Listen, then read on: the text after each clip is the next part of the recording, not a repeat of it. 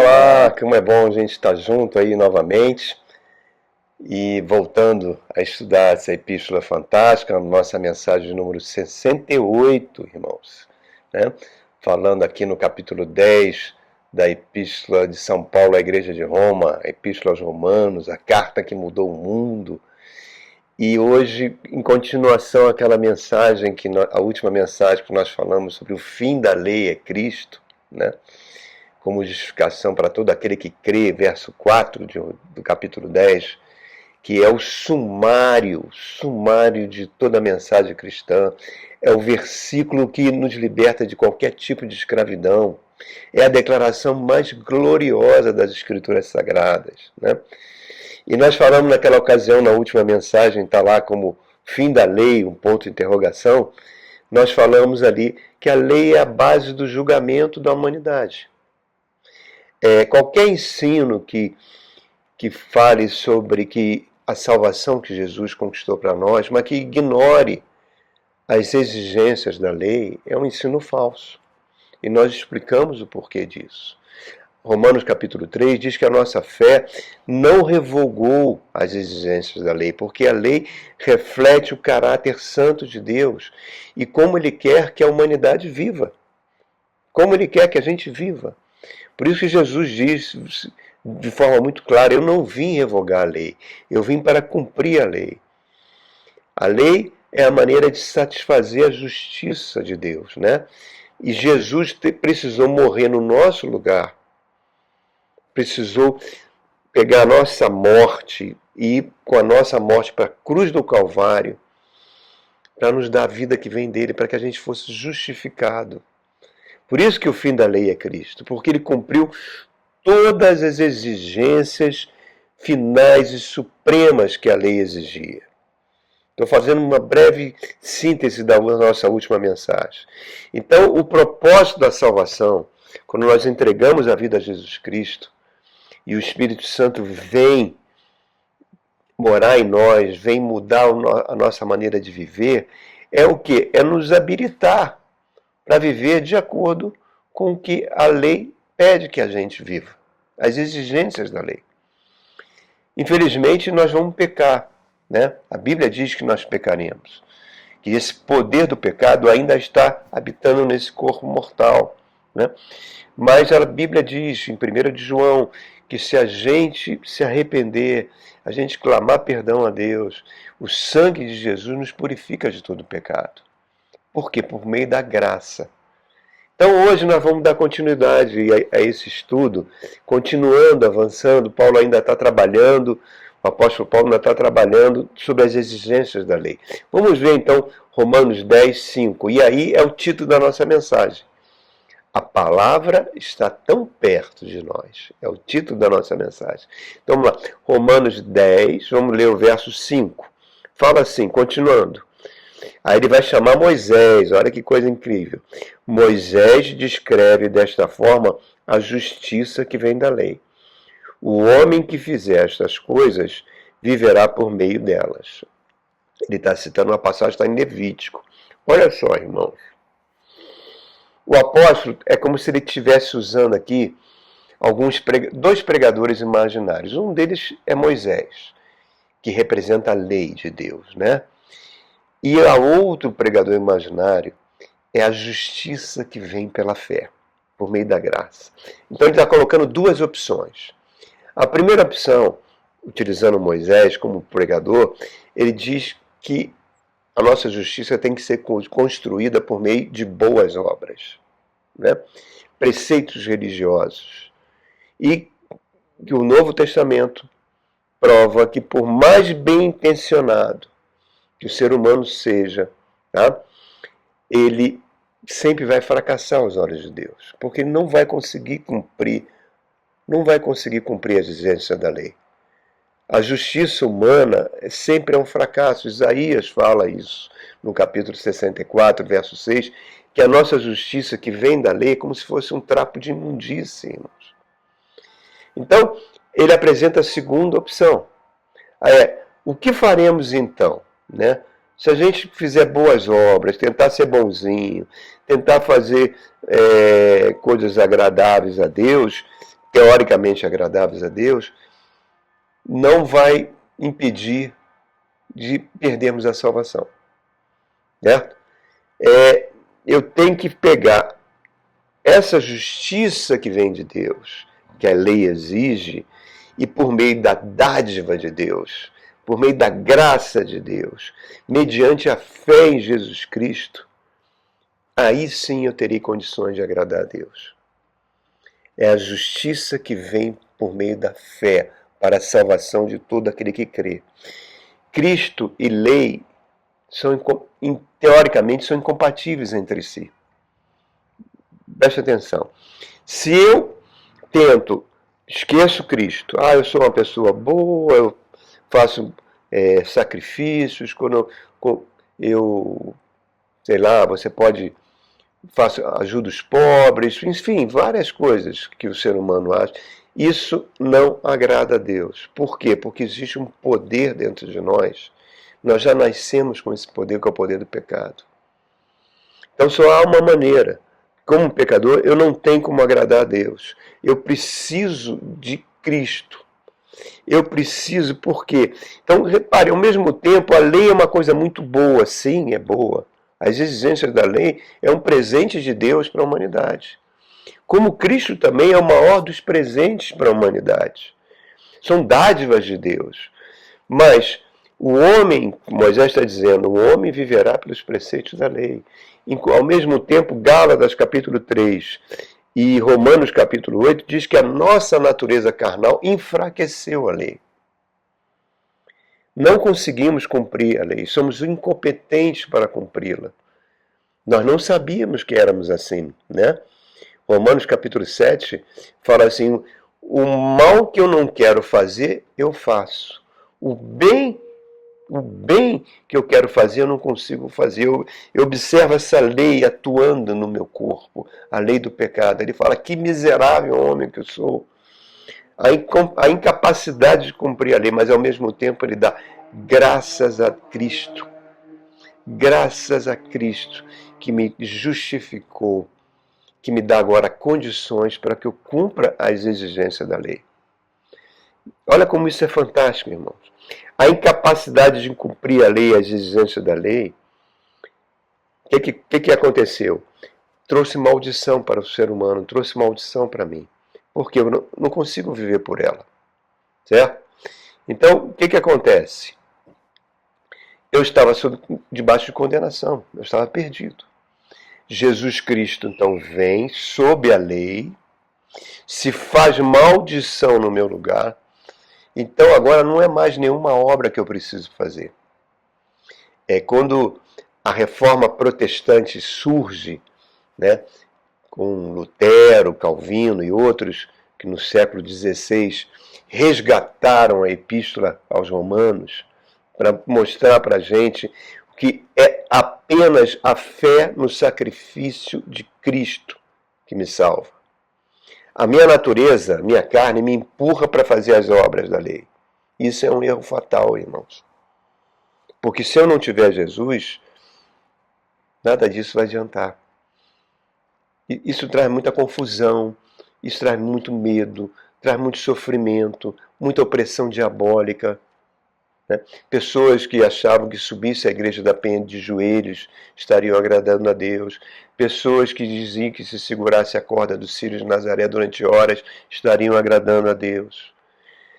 E isso entrou por dentro, não só dentro do catolicismo romano, mas por dentro de muitas igrejas evangélicas, que há umas décadas atrás diziam para os membros que era proibido uma mulher usar calça comprida, se maquiar, era proibido ir à praia, era proibido andar de bicicleta, as exigências mais loucas e absurdas que faziam, né? E infelizmente ainda fazem algumas. Isso o que faz a pessoa? Ela vivia numa constante opressão, num constante sofrimento. É como se fossem pequenas quedas da graça de Deus, não são definitivas, porque a pessoa está salva, ela já entregou a vida a Jesus, mas faz que a vida fique muito difícil. Traz muita opressão mental. Se torna uma presa fácil na mão do joio, né? Do falso líder, do falso profeta, do falso pastor. É o pastor que passa a decidir a vida da pessoa. Ela não consegue fazer nada se não perguntar ao pastor. Então, a vida da pessoa é completamente manipulada. E por isso que você vê tantos casos de pessoas sendo saqueadas nos seus bens, nas suas emoções, por esse tipo de ensino, irmãos. Tem gente que a ignorância na palavra de Deus sempre matou o povo de Deus. Deus afirma ao profeta Oséias, já no capítulo 4, verso 6, que o meu povo perece pela falta de conhecimento na palavra. Então, quando eu estou debaixo da graça de Deus, eu não estou mais debaixo da lei. É claro, nós explicamos na última vez que a graça não é uma licença para que eu peque, né? Senão ela se torna uma graça barata. Eu não sou mais escravo do pecado. Por quê? Porque eu morri com Cristo e ressuscitei com Ele. O batismo tem esse significado. Quando você desce as águas, você está confessando que você morreu. Aquela pessoa que desceu as águas não é a mesma que se levanta das águas. Ela morreu no pecado. As águas mostram isso. E ela ressurge com Cristo que ressuscitou. Então, não somos mais escravos do pecado. Agora, quando a pessoa tem uma vida de prática de pecado, é porque ela não nasceu de novo. Mesmo que ela diz que é cristã, mas não nasceu de novo. Não houve verdadeiramente uma conversão, irmãos. Vou fazer uma perguntinha. Você fica triste quando você peca? Aquilo te incomoda lá no seu coração? O Espírito Santo parece que grita na sua consciência que você não deveria ter feito daquela forma, né? Isso é um sinal maravilhoso, irmãos, que você realmente se converteu. Que antigamente essas coisas não te incomodavam. Você fazia, não achava nada demais.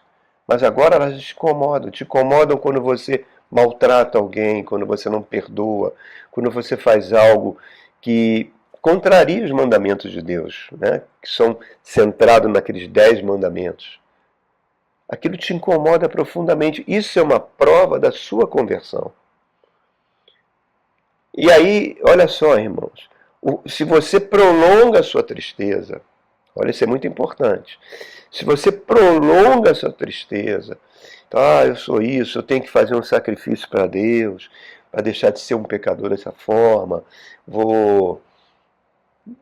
as famosas penitências, né, que antigamente se cobravam das pessoas, fazerem algo, romarias, sacrifícios para pedir perdão pelo pecado. Isso, no fundo, é uma justiça própria. É achar que nós, por meio de uma penitência qualquer, por meio de uma super oferta ou coisa do gênero, a gente está sendo perdoado por Deus. Por meio de um sacrifício nosso, a gente está sendo perdoado por Deus. Não cabe mais sacrifícios, irmãos. O último sacrifício foi feito na cruz do Calvário. Jesus Cristo já fez tudo o que era necessário naquela cruz do Calvário. Olha a história dos Gálatas, né? Os Gálatas, o apóstolo Paulo esteve nas igrejas lá de Antioquia da Psídia e Icônio e outras igrejas que ficavam na antiga Galácia, que hoje é a Turquia, e trouxe o evangelho. Era um povo extremamente idólatra, fazia sacrifícios a deuses romanos, a deuses gregos, sacrifícios de animais. Então, quando eles recebem a pureza do evangelho, que não cabe mais isso, que Cristo já nos resgatou, que nós estamos salvos, eles vibraram de alegria. Passado um tempo, vieram os judaizantes. Quem eram os judaizantes? Eram fariseus que se converteram e que eram contra o ensino de Paulo, porque eles achavam que Paulo estava só explicando a graça, que não precisa mais fazer não precisa mais seguir a lei de Moisés, não precisa fazer a circuncisão, não precisa obedecer os preceitos da lei, aquelas regras criadas muitas vezes por homens. Enfim, eles foram aos Gálatas e falaram isso. E os Gálatas, como já eram um povo acostumado a fazer sacrifícios, começaram a duvidar do ensino do apóstolo Paulo. Não é possível, eu não preciso fazer nenhum sacrifício para Deus, para Deus se agradar, eles rapidamente absorveram de novo a lei de Moisés. Quando Paulo toma conhecimento disso, ele escreve a carta aos Gálatas, ele fica indignado. Ele fala, como é que pode? Vocês estavam correndo tão bem. O que houve com vocês? Vocês agora querem voltar para as obras da lei. Quem vos enfeitiçou, ó Gálatas insensatos? É a justiça própria que o ser humano acha que se ele fizer isso ou aquilo, Deus vai se agradar dele. Não tem como Deus se agradar da gente se Jesus Cristo não estiver em nós, irmãos. A nossa justiça, eu repito, é trapo de imundície. Se a nossa salvação nunca pode se basear em qualquer coisa da minha natureza. Nada, nada. Por isso a gente não pode ficar desanimado e triste quando a gente peca. A gente tem que se arrepender e evitar de pecar. Porque a partir do momento que eu fico deprimido com isso, é como se eu estivesse me justificando diante de Deus, achando que eu poderia ser diferente, que eu posso fazer diferente. Não podemos. Sem Jesus, nada podemos fazer. Olha como esse ensino é radical, irmãos. A minha salvação se baseia exclusivamente em Cristo. Ele é o meu Senhor. A partir do momento que ele é meu Senhor, eu estou justificado pela fé. Aí você fala, e agora? O que eu faço então? Quem é Deus que vai decidir, irmãos? É o Espírito Santo em você que está te guiando, que está te transformando. 2 Coríntios capítulo 5, né? Fala que o amor de Cristo nos constrange. Julgando nós isto, ele morreu por todos, para que nós não vivêssemos mais segundo a nossa própria vontade, mas segundo a vontade daquele que morreu por nós e ressuscitou. É Cristo em nós. E agora, qual é o padrão da obediência? São os 10 mandamentos que a lei traz para nós. E como é que eu obedeço a esses 10 mandamentos? Por meio do Espírito Santo.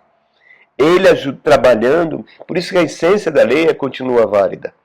Mas agora é Cristo que cumpre em mim, eu tenho que viver. Infelizmente, irmão, todo ser humano, ele peca no mandamento, não cobiçarás. A cobiça é a motivação da nossa natureza. É que faz o pecado entrar e causar tanta destruição. Tiago capítulo 1 diz que a cobiça leva à tentação. A tentação leva ao pecado. O pecado leva à morte. Agostinho apontou esse processo.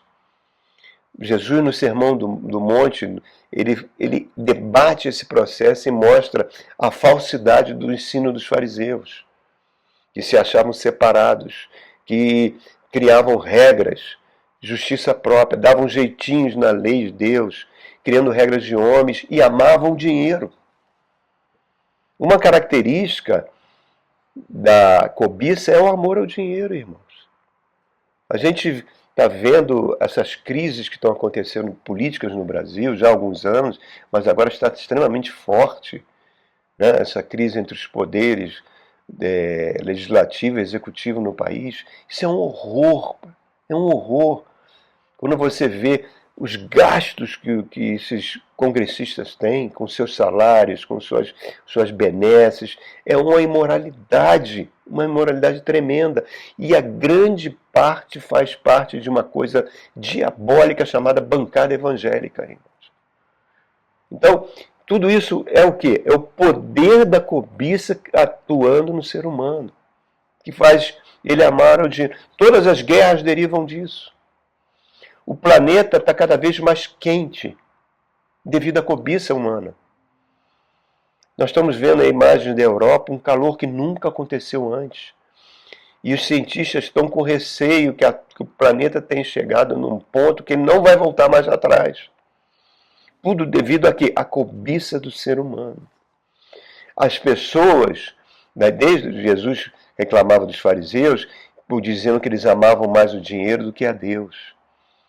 Quando as pessoas pensam dessa forma, tá, seus interesses sempre vão vir em primeiro lugar em relação aos interesses de Deus. Inclusive pessoas que se dizem cristãs. Eu não tenho tempo para Deus. Eu tenho que... porque senão vai conflitar com o meu interesse. Ah, eu vou atender às exigências de Deus desde que ela não interfira nos meus lucros. Já falamos isso na última mensagem. Então, irmãos, só tem uma saída para isso: nascer de novo. Nascer de novo. Sem isso, não temos como cumprir as exigências da lei. A lei não salva ninguém, irmãos. Ela só produz a ira de Deus. Mas vamos continuar o que o apóstolo está falando. Olha a solução que o apóstolo dá. Olha aqui o verso 6 a 8 do capítulo 10. Diz assim: mas a justiça que vem da fé diz: não diga em seu coração, quem subirá ao céu, isto é, para fazer Cristo descer, ou quem vai descer ao abismo, isto é, para fazer subir a Cristo dentre os mortos. Mas o que ela diz, então, é a palavra que está perto de você, está em sua boca e em seu coração. É a palavra da fé que estamos proclamando.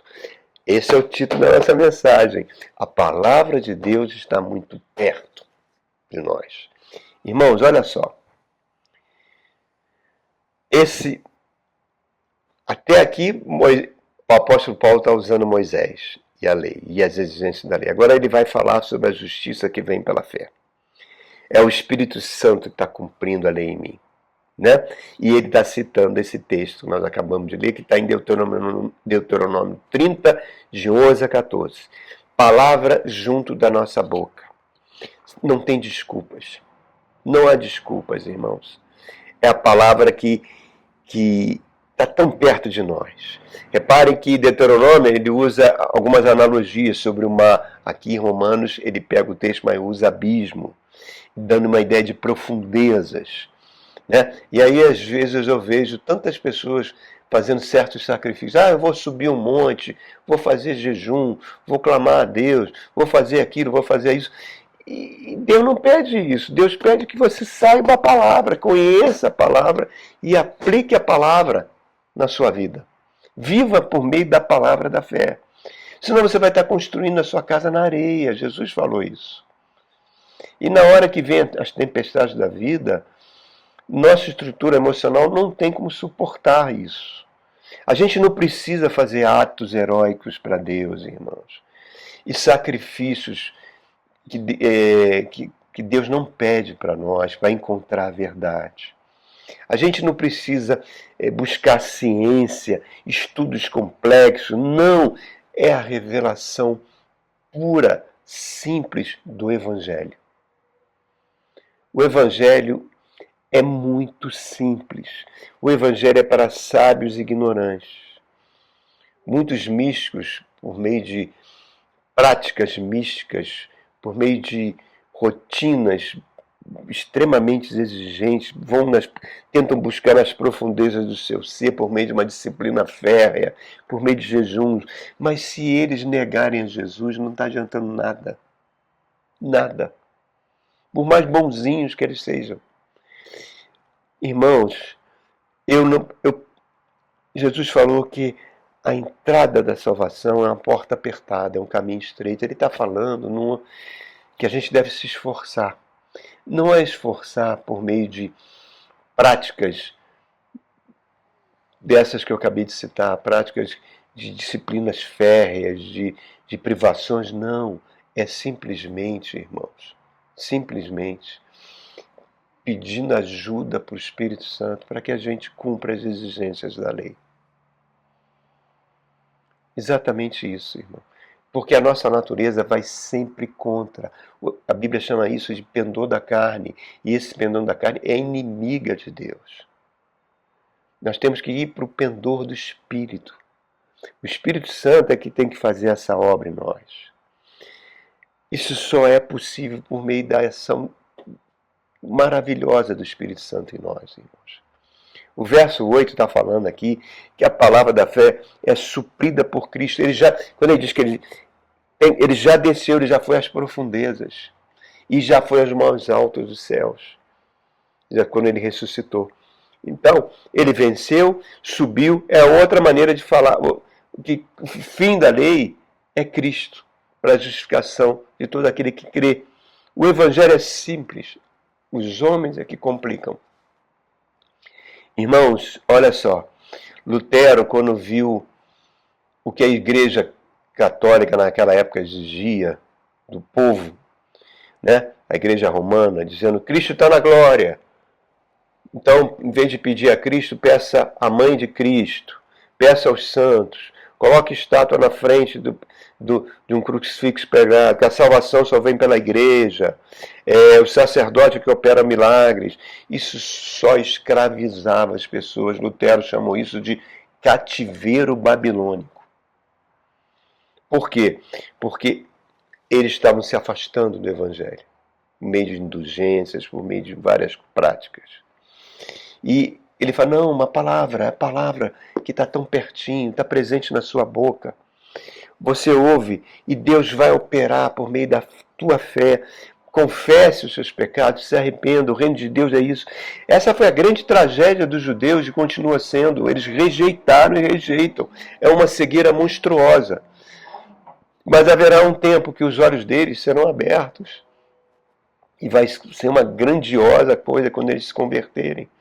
Então, irmãos, para a gente entender isso, não importa como você está, tá?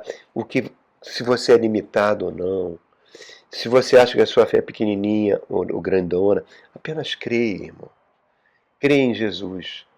Apenas creia. Creia que o Espírito Santo já te salvou.